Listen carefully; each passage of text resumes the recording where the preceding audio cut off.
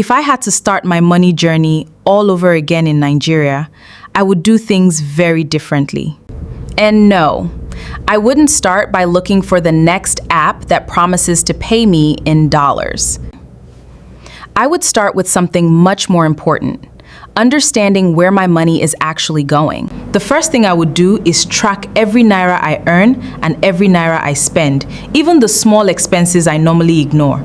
Because you can't build wealth when you know your money is going or how much you're spending. For 1 month, I would write down everything: food, transport, airtime, subscriptions, and those little expenses that quietly add up.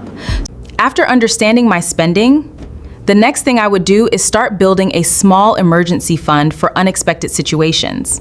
Before rushing into investments, I would first create a financial cushion, because life can bring unexpected expenses at any time. Even if I could only save 5,000 or 10,000 at a time, I would still start, because small savings can grow with consistency. The goal is to have money available when life decides to, so one unexpected expense doesn't throw everything off balance. Once I had a small emergency fund, I would begin learning how to make my money grow over time, instead of allowing it to sit without a clear purpose.